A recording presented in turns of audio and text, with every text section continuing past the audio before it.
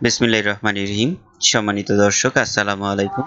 স্বাগত জানাচ্ছি আপনাদের সবাইকে ফারুকস ইংলিশ চ্যানেলে। ফারুকস ইংলিশ ল্যাঙ্গুয়েজ চ্যানেলে আপনি শিখতে পারবেন বেসিক ইংলিশ ভাষা পর্ব 24-এর মাধ্যমে গুরুত্বপূর্ণ শব্দের অর্থ। আজকের এই 24তম পর্বে আমরা শিখব ইংরেজিতে গৃহস্থালী জিনিসের নাম। মানে আমরা দৈনিক জীবনে আমাদের ঘর বাড়িতে যে সমস্ত আসবাবপত্র ব্যবহার করে থাকি তার একটি পর্ব আজকের চমৎকার ভিডিওর মাধ্যমে সাজানো হয়েছে। আশা করি আপনার ভালো লাগবে। ধৈর্য ধরে দেখতে থাকুন আমাদের ফারুকস ইংলিশ চ্যানেলটি। প্রথমত আমাদের আজকে যে শব্দটি আছে সেটা হলো আমব্রেলা। আমব্রেলা শব্দের বাংলা অর্থ হচ্ছে ছাতা। ছাতাকে ইংলিশে বলা হয়ে থাকে আমব্রেলা। তারপরে লেখা আছে রিস্ট ওয়াচ। রিস্ট ওয়াচ মানে হচ্ছে হাত ঘড়ি। হাত ঘড়িকে ইংলিশে বলা হয়ে থাকে রিস্ট ওয়াচ। তারপর লেখা আছে ইনসাল্ট। ইনসাল্ট শব্দের বাংলা অর্থ অপমান। অপমানকে ইংলিশে বলা হয়ে থাকে ইনসাল্ট। এরপর লেখা আছে পিটি। পিটি শব্দের বাংলা অর্থ করুণা। করুণাকে ইংলিশে বলা হয়ে থাকে পিটি। তারপরই লেখা আছে কোয়ালিটি। কোয়ালিটি শব্দের বাংলা অর্থ হচ্ছে গুণ। গুণকে ইংলিশে বলা হয়ে থাকে কোয়ালিটি। এখন লেখা আছে রেসপেক্ট। রেসপেক্ট শব্দের বাংলা অর্থ শ্রদ্ধা। শ্রদ্ধা এর ইংলিশ হচ্ছে রেসপেক্ট। এবার লেখা আছে শাইনেস। শাইনেস শব্দের বাংলা অর্থ লজ্জা। লজ্জাকে ইংলিশে বলা হয়ে থাকে শাইনেস। লেখা আছে অ্যাথিস্ট। অ্যাথিস্ট শব্দের বাংলা অর্থ হচ্ছে নাস্তিক। নাস্তিককে ইংলিশে বলা হয়ে থাকে অ্যাথিস্ট। পরবর্তী শব্দে চলে যাব। লেখা আছে অ্যাঞ্জেল। অ্যাঞ্জেল শব্দের অর্থ ফেরেশতা। ফেরেশতাকে ইংলিশে বলা হয় অ্যাঞ্জেল। তারপরই লেখা আছে ব্লেসিং। ব্লেসিং শব্দের বাংলা অর্থ হচ্ছে আশীর্বাদ। আশীর্বাদ এর ইংলিশ হচ্ছে ব্লেসিং। এবার লেখা আছে ক্রিয়েটর। ক্রিয়েটর শব্দের বাংলা অর্থ সৃষ্টিকর্তা। সৃষ্টিকর্তাকে ইংলিশে বলা হয়ে থাকে ক্রিয়েটর। তারপর লেখা ফাস্টিং। ফাস্টিং শব্দের বাংলা অর্থ হচ্ছে রোজা। রোজাকে ইংলিশে বলে ফাস্টিং। নেক্সটে লেখা আছে হেভেন। হেভেন শব্দের অর্থ হলো স্বর্গ। স্বর্গ এর ইংলিশ হচ্ছে হেভেন। পরবর্তী ওয়ার্ডটি হচ্ছে প্রিস্ট। প্রিস্ট শব্দের অর্থ পুরোহিত। পুরোহিত মানে হচ্ছে প্রিস্ট। লেখা আছে প্রফেট।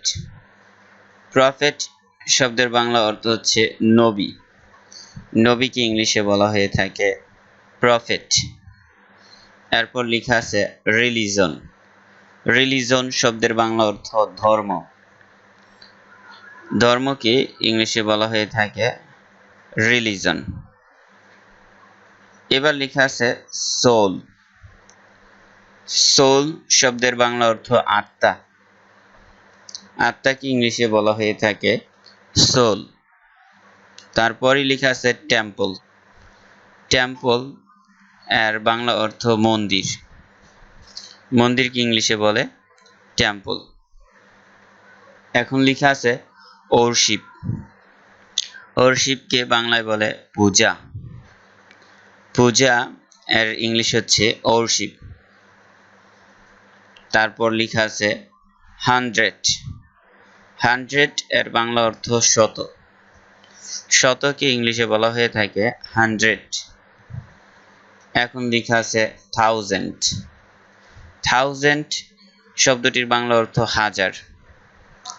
হাজার এর ইংলিশ হচ্ছে থাউজেন্ড।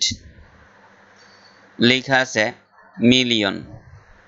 মিলিয়ন মানে হচ্ছে 10 লক্ষ। 10 লক্ষ, আর ইংলিশ হচ্ছে মিলিয়ন। এরপর লেখা আছে কোর। কোর শব্দের অর্থ হচ্ছে কোটি। কোটিকে ইংলিশে বলা হয়ে থাকে কোর। বিলিয়ন শব্দের অর্থ হচ্ছে 100 কোটি। 100 কোটিকে ইংলিশে বলা হয়ে থাকে বিলিয়ন। এরপর লেখা আছে ট্রিলিয়ন। ট্রিলিয়ন শব্দের বাংলা অর্থ 1 লক্ষ কোটি। 1 লক্ষ কোটিকে ইংলিশে বলা হয়ে থাকে ট্রিলিয়ন। তারপর লেখা ডাবল। ডাবল শব্দের বাংলা অর্থ দ্বিগুণ। দ্বিগুণকে ইংলিশে বলা হয়ে থাকে ডাবল। ফার্স্ট। ফার্স্ট শব্দের বাংলা অর্থ হলো প্রথম। প্রথমকে ইংলিশে বলে ফার্স্ট। ফোর্থ মানে হচ্ছে চতুর্থ। চতুর্থ এর ইংলিশ ফোর্থ। ফিফথ অর্থ হচ্ছে পঞ্চম।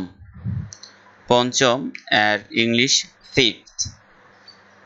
One third. ওয়ান থার্ড মানে হচ্ছে 1/3।